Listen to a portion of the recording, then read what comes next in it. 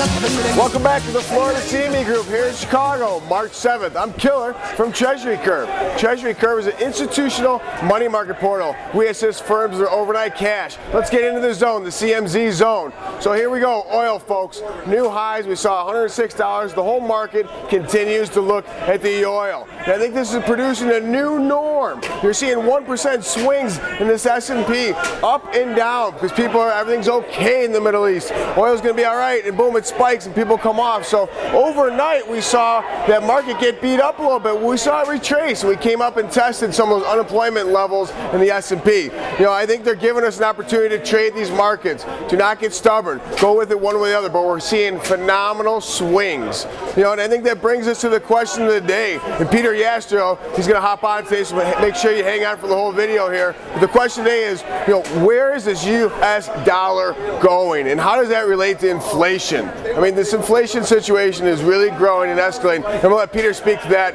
a little later. I want to drill down on these treasuries, folks. You know, 118.13 to 119.12. We had a nice little range here in the 30-year. If you follow me on my Twitter account, @TheKiller, I tweeted out that 50-day moving average at 118.21. We got above there, and we rocked up a little bit since there. So that 50-day at 118.21 is very important today, as well as the weekly pivot coming in at 119.13. We did reject that level overnight.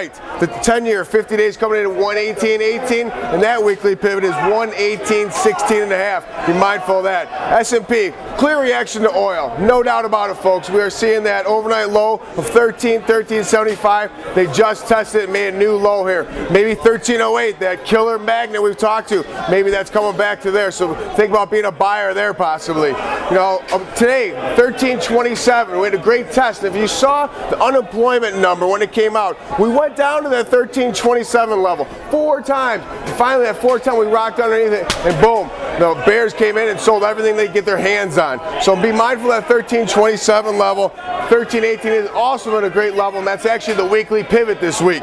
Euro currency. You know, the last time, folks, we were up here at 142. We saw this thing come off almost 10, 11 cents. So obviously the ECB reaction to policy and the future hike in the rate, it's all about that. But I want to have now my friend, my colleague, Peter Yastrow.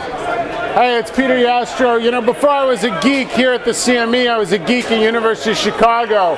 And when you listen to all these speeches that are being made by all the Fed people, it's easy to get confused. Fed speak, when they say inflation, they don't mean what the rest of us mean. We say inflation because gas prices are going up, gold prices are going up, oil prices are going up, everything's going up. So we say, hey, isn't that inflation? Not to a Fed guy.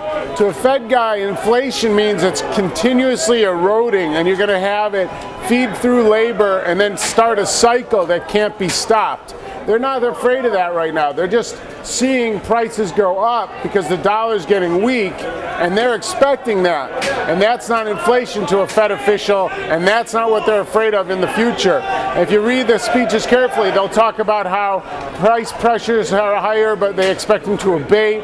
They don't see inflationary pressures down the pipeline. That's because the Fed needs it to factor through labor and become a self-fulfilling prophecy.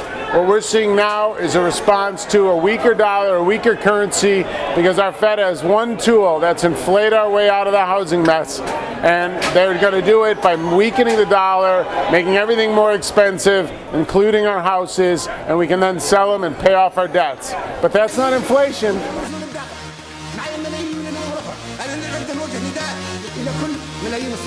من الصحراء للصحراء حساسة الملايين تذهب وما يبدأ حد يوقفها.